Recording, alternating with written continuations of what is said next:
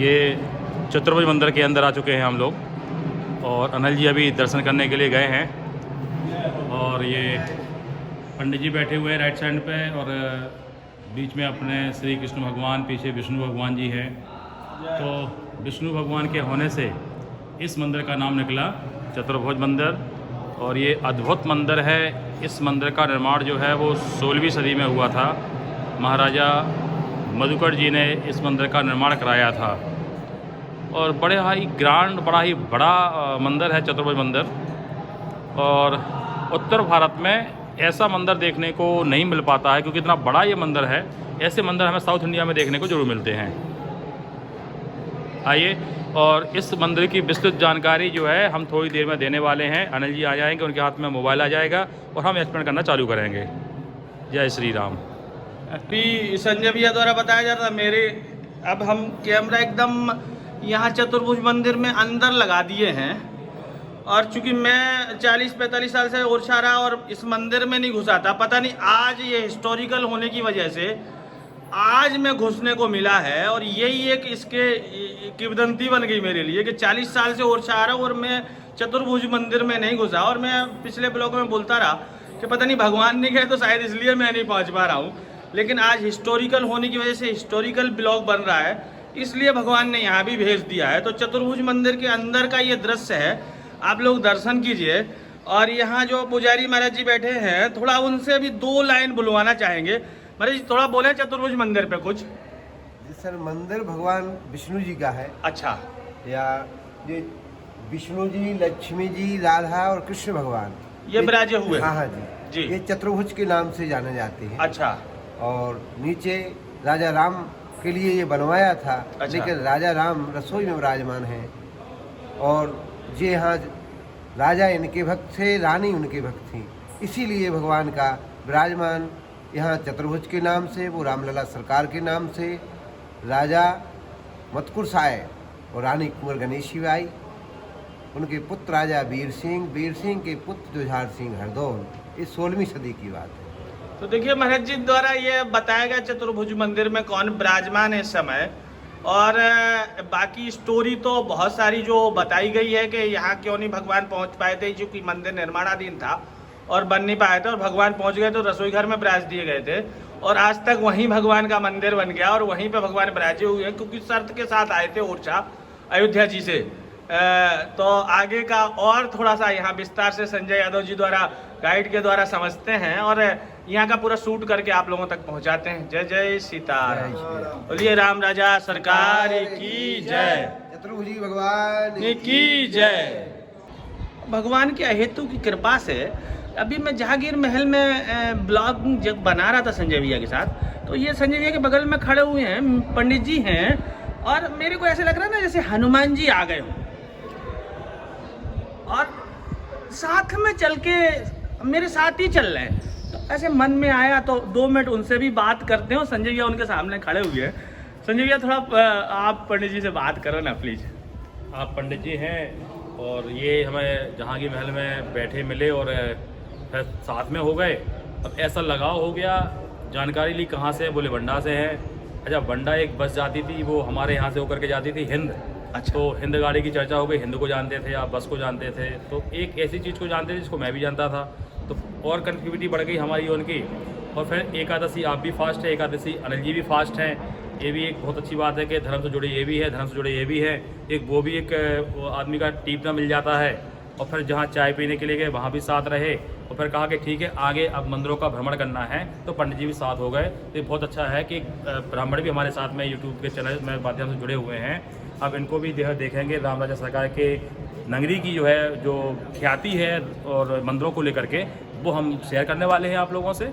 तो चर्चा करेंगे हम चतुर्भुज मंदिर के बारे में।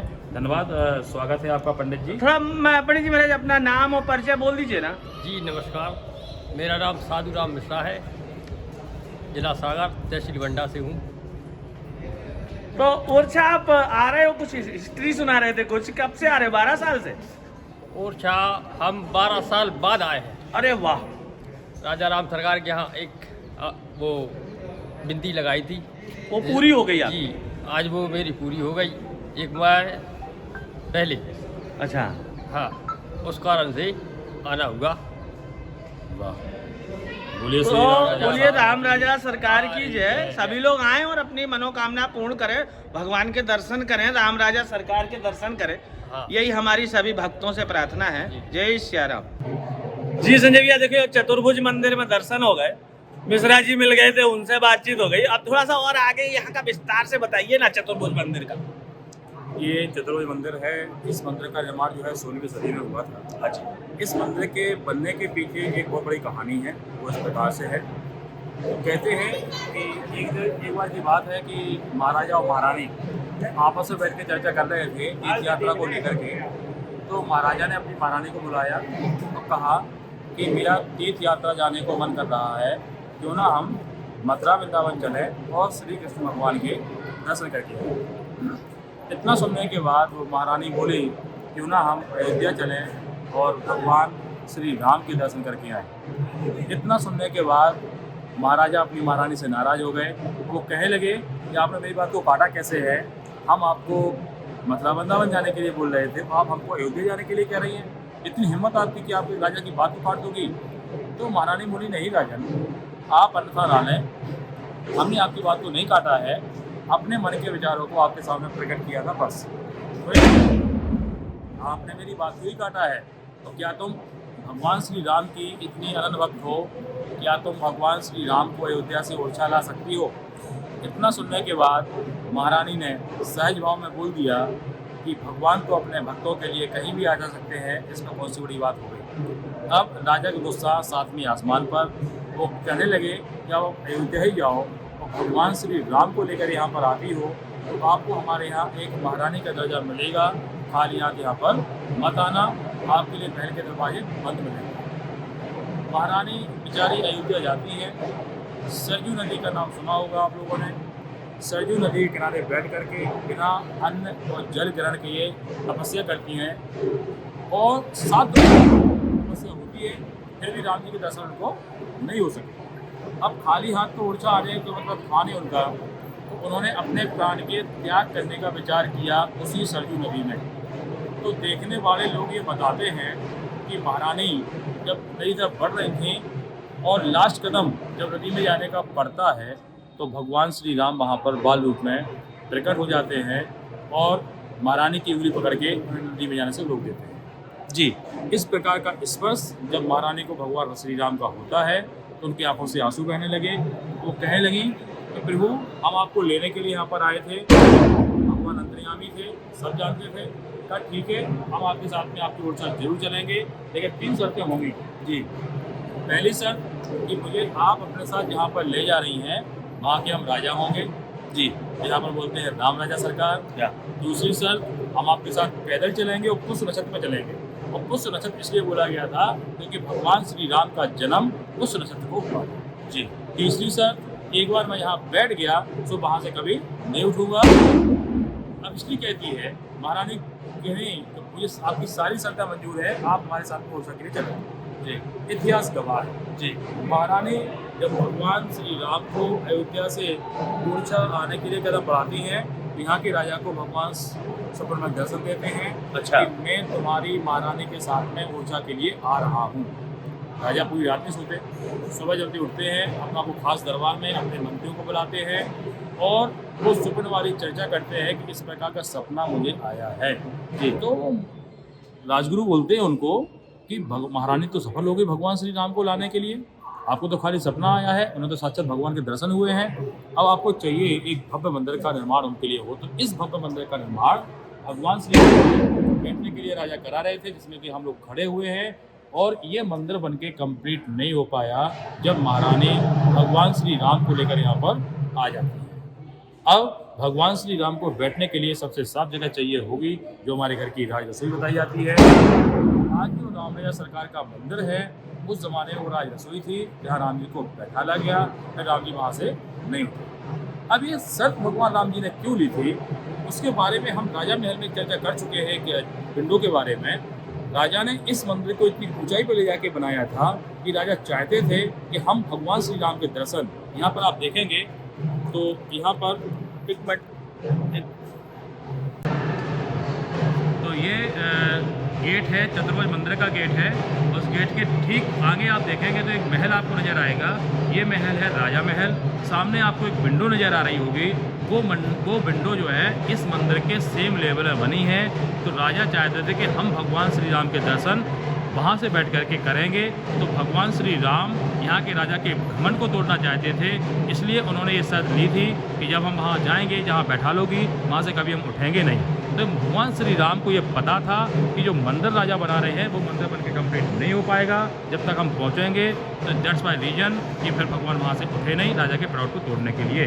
फिर ये मंदिर जब खाली हो गया तो कोई ना कोई भगवान को बैठाना जरूरी था। फिर इसमें जो है कृष्ण भगवान को बैठाला गया, विष्णु भगवान को बैठाला गया। तो विष्णु भगवान के यहाँ पर होने से इस मंदिर का नाम निकला चतुर्भुज, 4 भुजाओं वाले विष्णु भगवान। देखिए कितना सुंदर दृश्य भी है। और ये अभी संजय भैया ने यहाँ की स्टोरी सुनाई। और ये जो वीडियो बनाना, ये देखिए सामने एकदम खिड़की दिख रही है। जो उस खिड़की के एंगल से राजा ने ये चतुर्भुज मंदिर का निर्माण कराया था कि हम अपने किले से ही भगवान के दर्शन बैठे बैठे करेंगे। तो वो सपना नहीं पूरा हो पाया, भगवान ने जैसा शर्त रखी थी, इसलिए ये मंदिर भी नहीं बन पाया था। और भगवान रसोई में जाके बैठ गए हैं, जहाँ आज मंदिर में बैठे हुए हैं राम राजा के रूप में। संजय जी द्वारा पूरा डिफाइन किया गया, बताया गया, समझाया गया। और ये स्पेशल दृश्य है जो आप लोगों को शायद किसी कैमरे में मिलेगा या किसी वीडियो में मिलेगा, इसलिए ये अद्वितीय ब्लॉग है भगवान राम राजा का। बोलिए श्री राम राजा सरकार की जय। हे गाइस, मेरे हनुमान भक्त राम भक्त, देखिए मैं अभी चतुर्भुज मंदिर की पूरा ब्लॉगिंग करके ओरछा के लक्ष्मी मंदिर पे आ गए हैं। और ये यहाँ के सबसे ऊंचाई पे है और यहाँ से पूरे ओरछा का दर्शन होता है, इसलिए मैंने ये लॉन्ग कैमरा लगाया हुआ है। तो आपको देखिए ये पूरा ओरछा का दर्शन हो रहा है। आप थोड़ा जूम भी कर देते हैं जिससे कि ये आपको और चीज़ें दिखने लगे। देखिए ये चतुर्भुज मंदिर, ये बगल में जो गुम्बद दिख रहा है ये राम राजा सरकार का मंदिर, और थोड़ा उसी के ऊपर जो दिख रहा है वो जहांगीर महल, और उसके जो बीच में दिख रहा है वो यहाँ का किला है राजा का महल। ये देखिए आप लोग दर्शन कीजिए, ये देखिए पूरा ओरछा का नज़ारा, इस हिस्टोरिकल ओरछा का पूरा दृश्य। ये देखिए ये ओरछा नगरी है, छोटा है लेकिन बहुत रमणीक जगह है। ये जो आता है ऐसा लगता है उसको कि यहीं बस जाए, लेकिन क्या कर सकते हैं, सभी लोगों के भाग्य में इस ओरछा में रहना नहीं है। लेकिन भगवान से प्रार्थना करेंगे कि लोग बार बार आएँ और इस ओरछा में दर्शन, लोगों को भगवान की कृपा प्राप्त हो। ये देखिए अब हम आपको थोड़ा यहाँ लक्ष्मी मंदिर जहाँ आए हुए हैं, ये आप चारों तरफ ओरछा का दर्शन कर लीजिए। एक तरफ जंगल, अभ्यारण्य, सेंचुरी, ओरछा का ये चतुर्भुज मंदिर, ये कुछ भूल भुलैया वगैरह वगैरह, संतोषी माता मंदिर, राजा का किला, राम राजा सरकार का मंदिर, एवं ये छोटा सा कस्बा टाउन। ये देखिए पूरा ओरछा।